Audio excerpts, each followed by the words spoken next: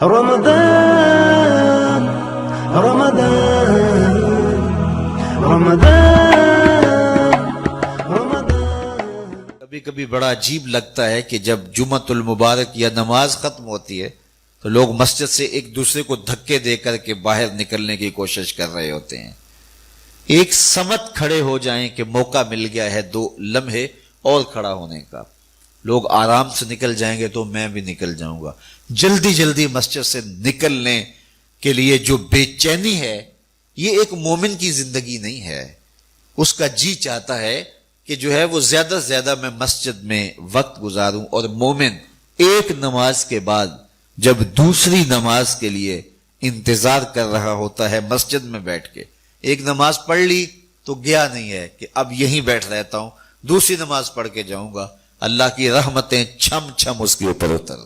میرے اور آپ کے آقا مولا نے ارشاد فرمایا، من لم یدع قول الزور والعمل به فلیس للہ حاجۃ فی ان یدع طعامہ وشرابہ، جس نے جھوٹ اور جھوٹے کام نہیں چھوڑے، اس کے بھوکا اور پیاسا رہنے کی اللہ کو کوئی ضرورت نہیں ہے۔ روزہ صرف پیٹ کا نہیں ہے، باقی اعضائے بدنیاں کا بھی ہے۔ پیٹ میں ہم نے جو حلال اور مشروع چیزیں تھیں ان کو ڈالنے سے بھی گریز کیا کہ ہم روزے سے ہیں۔ آپ کو ماہ صیام میں روزہ رکھا ہے، کوئی آب زمزم پیش کرے تو آپ کہیں گے جناب میرا روزہ ہے، جناب یہ مکہ المکرمہ سے لے کے آیا ہوں، ابھی عمرے سے آیا ہوں، آپ کہیں گے بہت اچھا مجھے آپ دے دیں میں رکھ لیتا ہوں، لیکن اب نہیں لے سکتا کہ میرا روزہ ہے۔ کوئی آپ کو کھجوریں پیش کرے کہ یہ مدینہ تو رسول صلی اللہ علیہ وسلم کی کھجوریں ہیں، اور یہ بالکل خالص مدینے کی سرزمین میں اگی ہیں، مدینے کی ہواؤں نے انہیں پالا ہے، اور یہ میں وہاں سے خاص طور پہ آپ کے لیے لے کر آیا ہوں، تو آپ ان کو چوم کے آنکھوں سے تو لگائیں گے لیکن کھجور کھائیں گے نہیں۔ آپ کہیں گے جناب میرا روزہ ہے۔ میاں روزہ ہے لیکن یہ کھجوریں تو مدینے کی ہیں اور پاک ہیں، طیب ہیں، طاہر ہیں، تبرک ہے، لیکن آپ تبرک جاننے ماننے سمجھنے کے باوجود اس کو نہیں کھائیں گے، آپ کہیں گے کہ میرا روزہ ہے۔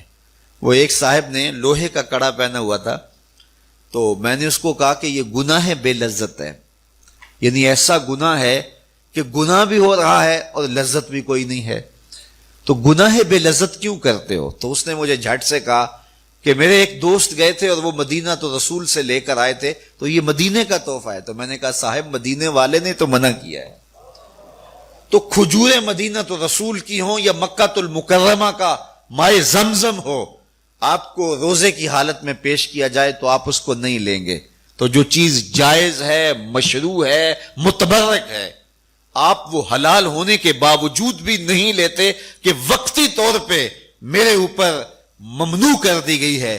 ماہ صیام سے ایک دن قبل اور عید کے دن ہم ایک جیسے ہوتے ہیں، جہاں ہم رمضان سے ایک دن پہلے کھڑے تھے، عید کے دن بھی ہم وہیں کھڑے ہوتے ہیں۔ تو پھر 1 مہینہ اتنی طویل محنت کی اور مشقت اٹھائی، بھوک اور پیاس کاٹی، تو پھر کیا فائدہ ہوا؟ آپ ایک ڈاکٹر کے پاس جاتے ہیں اور اس سے دوائی لیتے ہیں اور مہینہ بعد اس کو استعمال کرتے ہیں، اور مہینے کے بعد آپ ٹیسٹ کرواتے ہیں تو جہاں تھی بیماری وہاں کی وہاں رہی، تو پھر 2 باتیں ہیں، یا تو ڈاکٹر نے دوا ٹھیک نہیں دی، یا پھر آپ نے دوائی کے ساتھ پرہیز نہیں کیا اور جہاں تھے وہیں کے وہیں کھڑے رہ گئے۔ تو ڈاکٹر کے پاس دوبارہ جائیں گے تو وہ کہے گا جناب اس بیماری سے نجات تو 1 مہینے کے کورس سے ہو جاتا تھا، تو آپ کو آرام کیوں نہیں آیا؟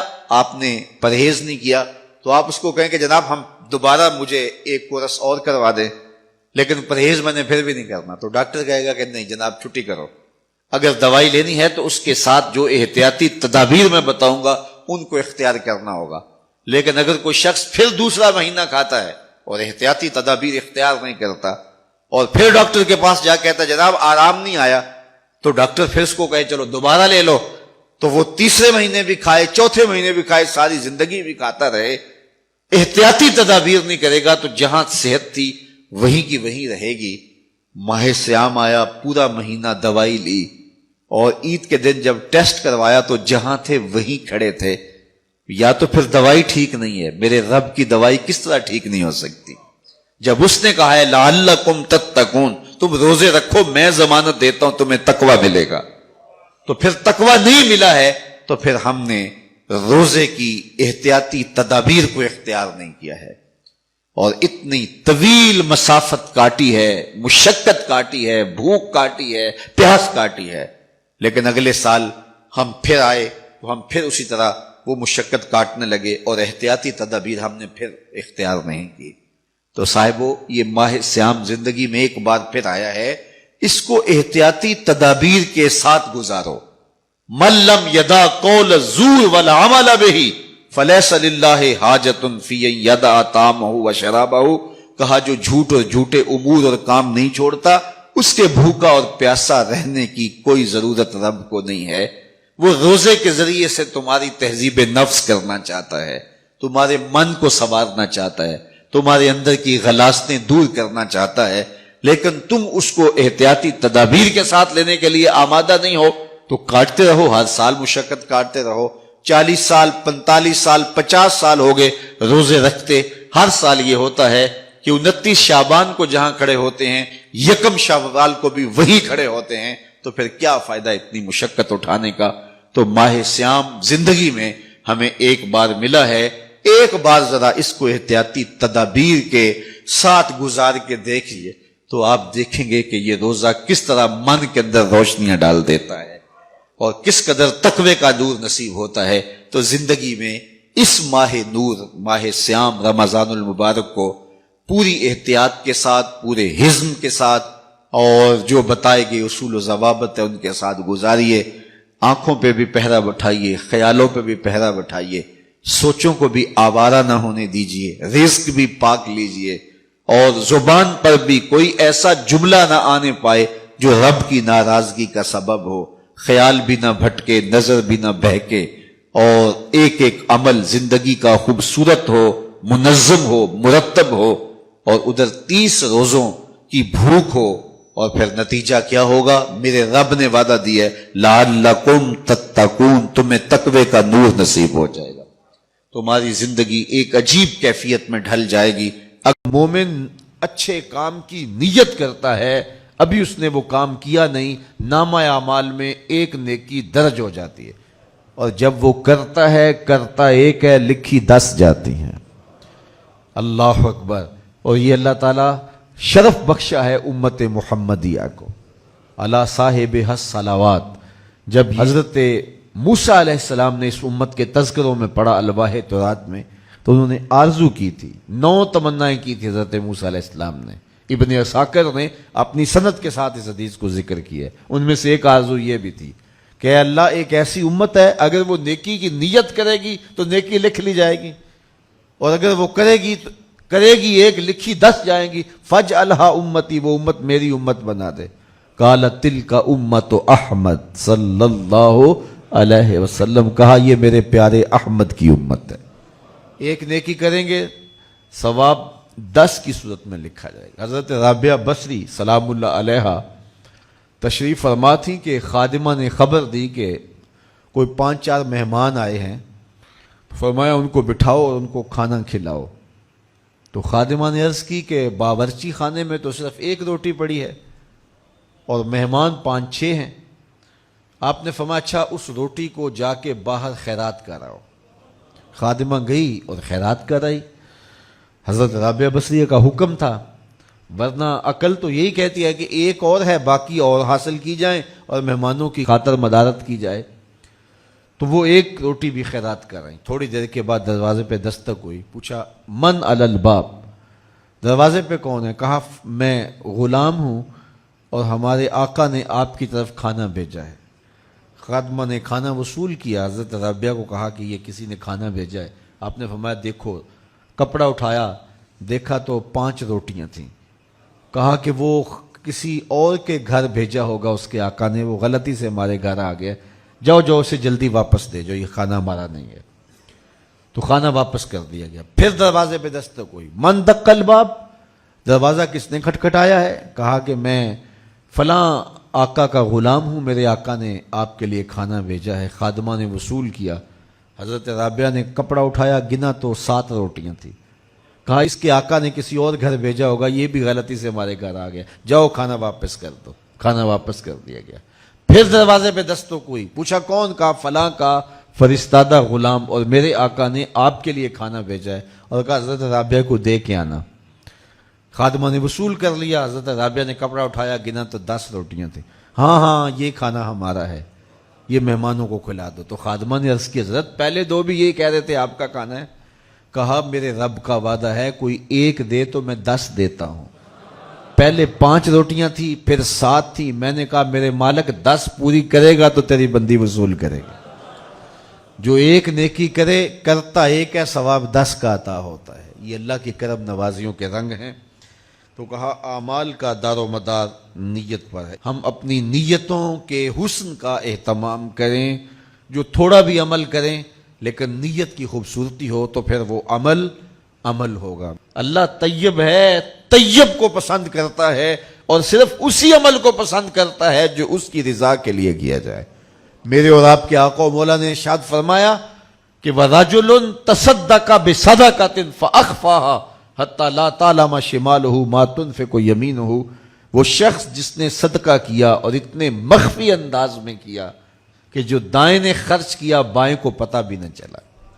قیامت کے دن جب کوئی سایہ نہیں ہوگا، اللہ اس شخص کو اپنے عرش کا ٹھنڈا سایہ عطا فرمائے گا۔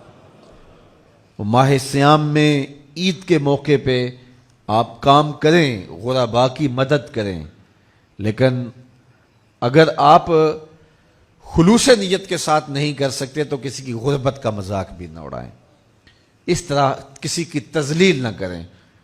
آپ ایک خاندان اپنے ذمے لے لیں، اگر یہ اہتمام ہو سکتا ہے کہ اس کو بھی نہ پتہ چلے کہ یہ میرے گھر میں یہ اہتمام کہاں سے ہوا، اگر ایسا بھی ہو جائے تو بہت اچھا ہے، لیکن اگر یہ نہیں ہو سکتا تو کم از کم اس کا اور تمہارا راز ہونا چاہیے، اور درمیان میں جاننے والی ایک ہی ذات ہو اور وہ رب کی ذات ہو، تو پھر دیکھنا اس سے قلب کو سکون اور روح کو راحت اور اس کا اجر کتنا نصیب ہوتا ہے۔ لیکن آج ہمارے عمل ریاکاری سے۔ سیدنا عمر بن خطاب رضی اللہ تعالیٰ عنہ روایت فرماتے ہیں کہ حضور نے ارشاد فرمایا انما الاعمال بالنیات، اعمال کا دار و مدار نیتوں پہ ہے۔ اچھی نیت ہوگی تو عمل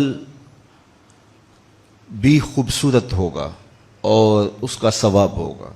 نیت اچھی نہیں ہے تو وہی عمل بیکار ہوگا۔ تو نیت پر عمل مرتب ہوتا ہے۔ چور بھی ساری رات جاگتا ہے، چوکیدار بھی ساری رات جاگتا ہے، لیکن چور کا جاگنا کسی اور نیت سے ہے، اس جاگنے سے اسے ثواب نہیں ملتا، اور چوکیدار ساری رات جاگتا ہے تو ایک ایک لمحے کا ثواب اس کے نامہ اعمال میں درج ہوتا ہے۔ اب دونوں نے بیداری میں رات کاٹی، لیکن نیت کے فرق سے سزا اور جزا مرتب ہوئی۔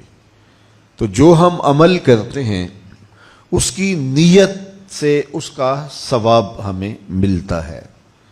آپ میرے لیے کوئی کام کریں اور آپ کی نیت کچھ بھی ہو، میں تو آپ کے عمل کو دیکھوں گا، تو اس کا جو بھی صلہ یا حق بنتا ہے آپ کو دوں گا، لیکن جو اللہ کے لیے کام کیے جاتے ہیں اللہ تو نیتوں کو دیکھتا ہے۔ تو اگر نیت اچھی نہیں ہے، لوگوں کی نظر میں ہم اچھے بھی ہوں، لیکن اللہ تو خوب جانتا ہے کہ یہ عمل کس لیے کیا گیا ہے۔ کل قیامت کے دن ایک قاری کو، ایک سخی کو اور ایک شہید کو بارگاہ عزدی میں پیش کیا جائے گا، اور پھر انہیں کہا جائے گا کہ انہیں جہنم میں لے جاؤ۔ تو وہ قاری قرآن کہے گا مالک ساری زندگی میں نے قرآن کی نوکری کی، تو کیا مجھے جہنم کا حکم دیا گیا ہے؟ تو فرمایا جائے گا کہ تو نے اس لیے خدمت کی کہ لوگ تجھے تحسین کریں، واہ واہ کریں، اور اس سے تو نذرانے بٹورے، سو وہ تو نے جو چاہا وہ تجھے مل گیا، اب آخرت میں تیرا کوئی صلہ نہیں ہے۔ پھر شہید کو کہا جائے گا، بلایا جائے گا اور کہا جائے گا اس کو جہنم میں ڈال دو، تو وہ عرض کرے گا مالک میں نے جان جیسی متاع عزیز تیری راہ میں لٹا دی، تو اللہ تعالیٰ جل شانہ ارشاد فرمائے گا کہ اس لیے کہ لوگ تجھے شہید کہیں، تیرے نام کے ڈنکے بجیں، تیری بہادری اور جرت کے پھریرے لہرائیں، تو جاتے ہوئے اس نیت سے میدان عمل میں جوش و جذبے کے ساتھ گیا تھا تو وہ ہو گیا، لوگوں نے تیرے نام کے نعرے بھی لگائے، داد و تحسین بھی دی، تو اب تیرا کوئی حصہ نہیں ہے۔ اللہ اکبر۔ پھر بلایا جائے گا سخی کو، وہ کہے گا مالک میں نے خون پسینے کی کمائی تیرے راستے میں لٹا دی، تو ارشاد فرمایا جائے گا کہ داد و تحسین سمیٹنے کے لیے، سخی کہلانے کے لیے، اور وہ تجھے کہہ دیا گیا اور تیری وہ شہرت دنیا پہ تجھے حاصل ہو گئی، اب آخرت میں تیرا کوئی حصہ نہیں ہے۔ تو نیت پر اجر مرتب ہوتا ہے۔ تو یہ تینوں کام کتنے مقدس کام تھے، لیکن نیت کے فرق سے اس کی جزا مرتب ہوئی۔ اور پھر حضور نے مزید ارشاد فرمایا اللہ طیب ہے اور طیب کو ہی پسند کرتا ہے، اور وہی عمل قبول کرتا ہے جو محض اس کی رضا کے لیے کیے جاتے ہیں۔ تو وہ عمل جو محض اللہ کی رضا کے لیے کیا جائے وہی عمل قبول ہے۔ تو میں اور آپ اپنے اعمال کا جائزہ لیں۔ بعض کا بڑی لمبی مشق کرتے ہیں، ہم بڑی لمبی مشقت اٹھاتے ہیں، لیکن نیت کا فرق اس مشقت کو کسی کھاتے میں پڑنے نہیں دیتا۔ تو میں اور آپ سب سے پہلے اپنی نیتوں کا استحضار کریں۔ تو اللہ تعالیٰ جل شانہ ہمیں اس کی توفیق دے، یہ بھی اس سے مانگنا چاہیے۔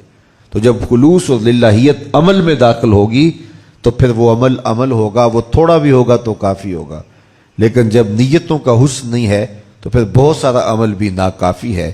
تو یہ دین کا ثلث ہے، علماء فرماتے ہیں پورے دین کا تیسرا حصہ یہ حدیث ہے، اس کو ہم سب سے پہلے اہمیت کے ساتھ اپنی روحوں میں اتار لیں۔ انما الاعمال بالنیات، اعمال کا دار و مدار نیتوں پر ہے۔ ہماری نیتیں درست ہونی چاہیے، نیتیں ہماری ٹھیک ہونی چاہیے۔